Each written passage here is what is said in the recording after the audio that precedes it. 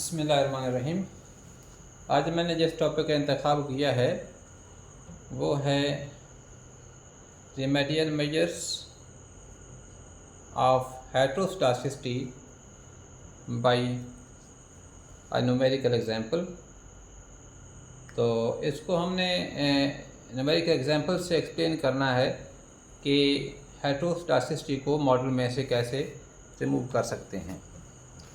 तो हम आगाज़ करते हैं एक एग्जांपल से। हम फ़र्ज़ करते हैं कि हमें ये मॉडल दे रखा है y equal to a plus B alpha plus beta x I plus error term.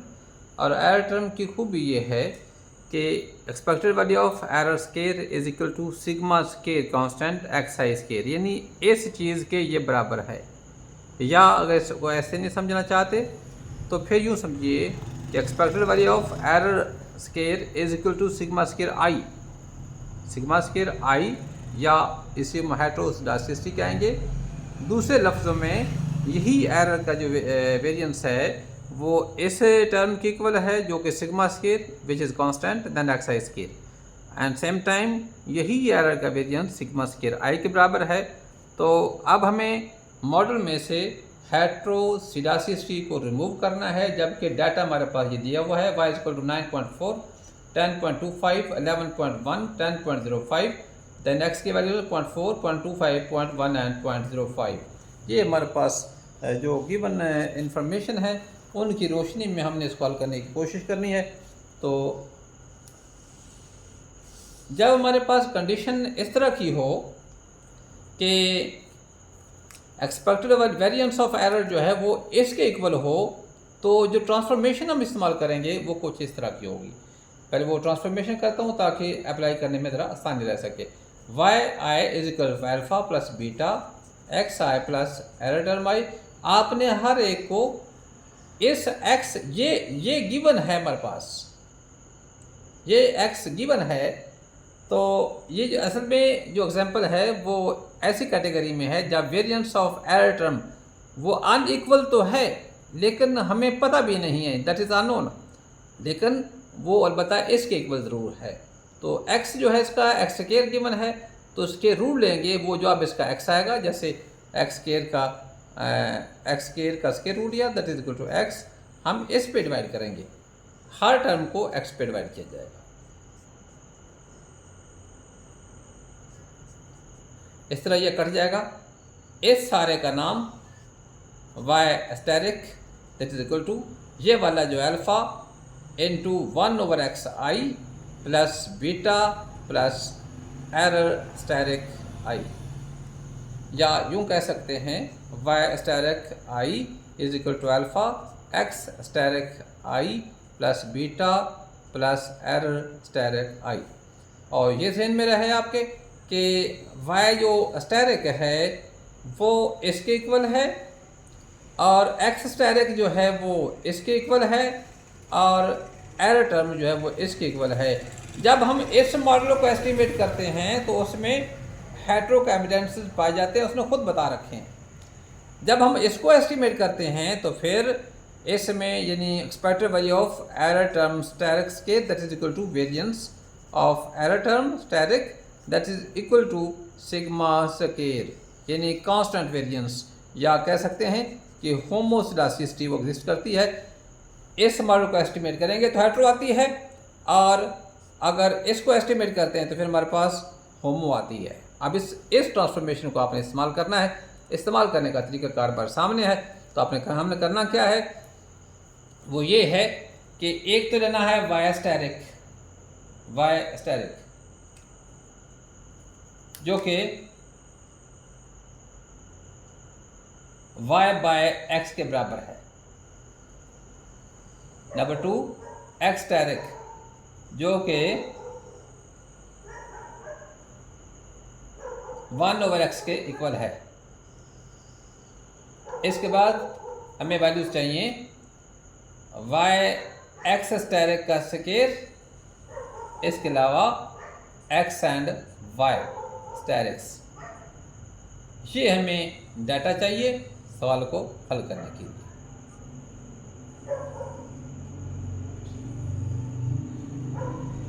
Ji y by x, y by x, यानी जब हम लोग इस 9.4 को 0.4 पे डिवाइड करेंगे तो हमारे पास आंसर आएगा 23.5। जब इस 10.25 को इस पे डिवाइड करेंगे तो आंसर आएगा हमारे पास 41। इसी तरह जब 11.1 को 0.1 पे डिवाइड करेंगे आंसर आएगा 111। इसी तरह 10.05 ये वाला जो है इस पे डिवाइड किया जाएगा तो रिजल्ट आएगा 201। इसकी हमें ज़रूरत नहीं है। सम करते हैं 376.5। अब आता है 1 बाई एक्स, यानी 1 तकसीम 0.4 दैट इज इक्वल टू 2.5, 1 तकसीम 1 by divide by 0.25 that is equal to 4, then 1 divided by 0.1 that is equal to 10, 1 divided by 0.05 that is equal to 20। इनको सम अप करते हैं तो 36.5 इसका रिजल्ट आता है। एक्सीज का स्केल लेते हैं, जवाब आएगा 6.25, 16, 100, 400। रिजल्ट इसका आता है 5352.75। ये हमारे पास वैल्यू आती है। इसी तरह आखिरी जो है वो प्रोडक्ट है एक्स एंड वाई का, तो रिजल्ट आया इन 23.5 into 2.5 that is equal to 58.75। जब हम इसको इससे मल्टीप्लाई करते हैं तो आंसर आएगा 164। और 111 इंटू 10 ये 1110 आ जाएगा, 201 इंटू 20 तो ये 40 एंड 20 आएगा। ओवरऑल सम करेंगे तो ये बन जाएगा, इसका जो एक्स वाई का जो सम होगा वो बनेगा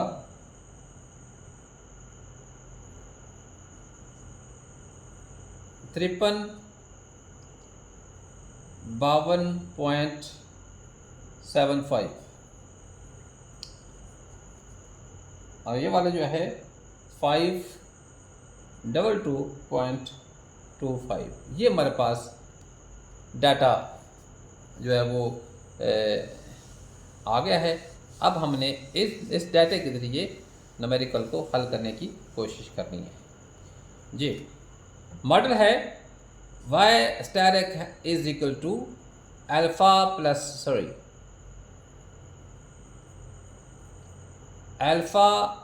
x star X plus beta plus error term star X. ये दिन में रहे तो जो गिवन मॉडल था उसमें अल्फ़ा इंटरसेप्ट है और बीटा जो है वो कोएफिशिएंट है, लेकिन जिस मॉडल को हम हल करने जा रहे हैं उसमें जो इंटरसेप्ट है वो बीटा है और कोएफिशिएंट जो है वो अल्फ़ा है।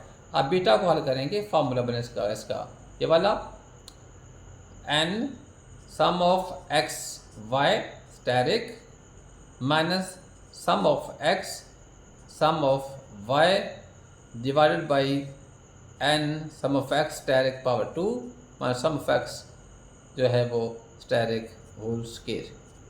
वैल्यूज को पुट करेंगे, n जो हमारे पास आता है वो 1 2 3 4 एक्स वाई स्टैरिक जो है वो 5352.75 और सम ऑफ एक्स जो है वो है 36.5, सम ऑफ वाई जो है वो है 376.5 डिवाइडेड बाई एन, फिर 4 आ गया।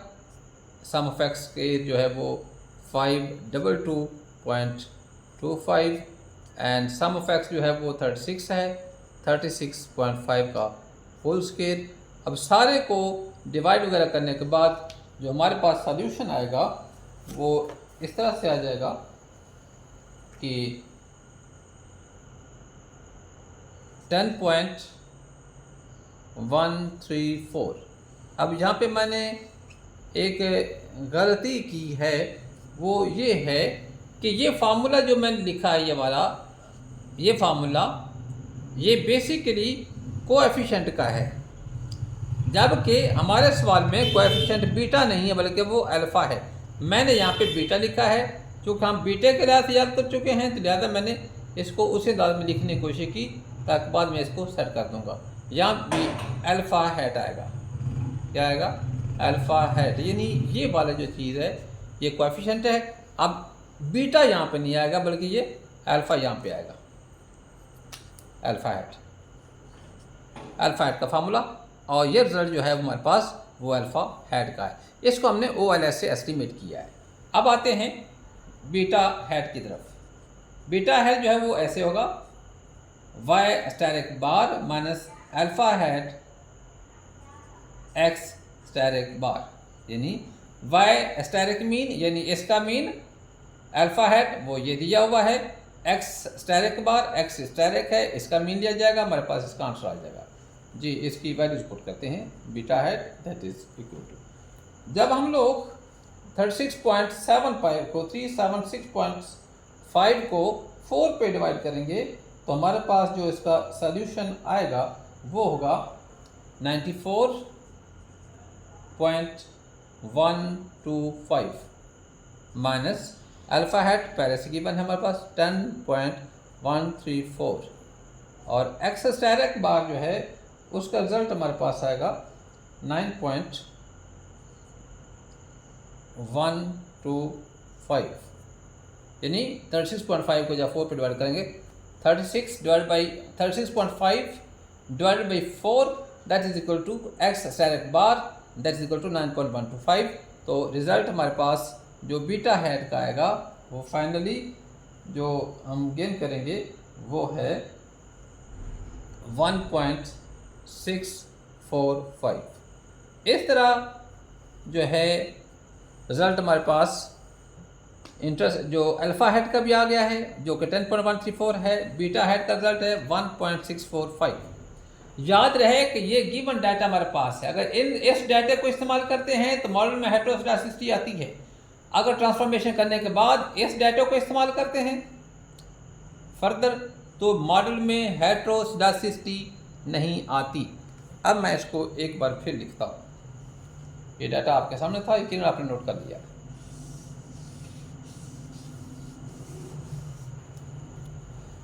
जो मॉडल गिवन है Y I is equal to alpha plus beta x I plus error term,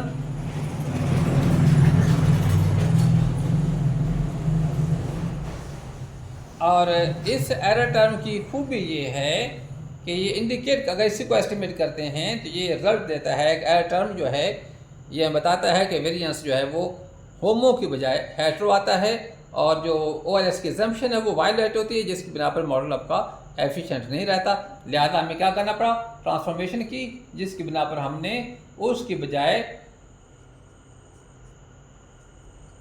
इस मॉडल को एस्टिमेट किया।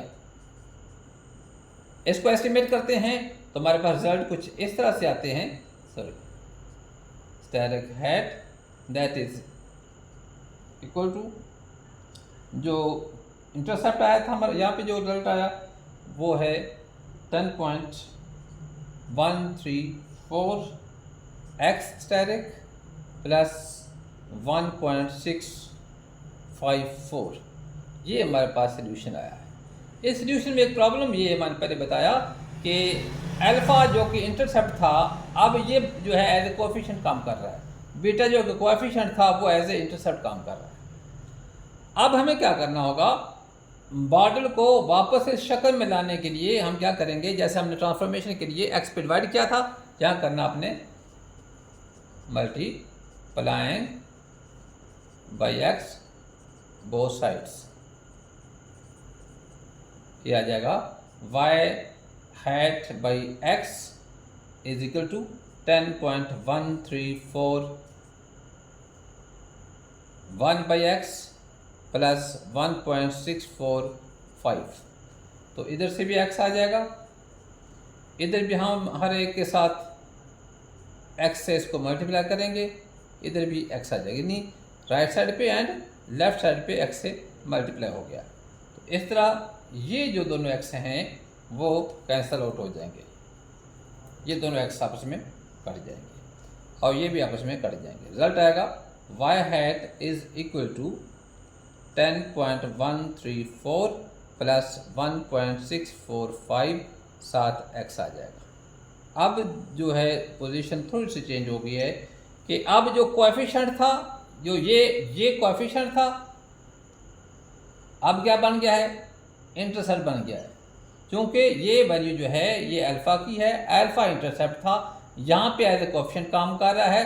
अब हमने इसको जब वापस असल हालत में लेकर आ गए हैं तो फिर यही अल्फ़ा जो है इंटरसेप्ट का रूप धार गया है। बीटा जो कि यहाँ पे शुरू में कोएफिशिएंट था, ट्रांसफॉर्मेशन के बाद जो है वो इंटरसेप्ट बना। अब हमने क्या काम किया, जब एक्स से मल्टीप्लाई किया इसको तो फिर बीटा हेड जो है वो हमारे पास वो कोएफिशिएंट बन गया। अब जो इंटरसेप्ट था वो इंटरसेप्ट ही है और जो कोएफिशिएंट था वो कोएफिशिएंट ही है। फ़र्क क्या पड़ा, फ़र्क ये पड़ा कि इस मॉडल में जो है वो हेटेरो है, लेकिन ये जो हमारे पास ये मॉडल है इसमें हेटेरो नहीं है बल्कि होमोसिडास्टिसिटी है।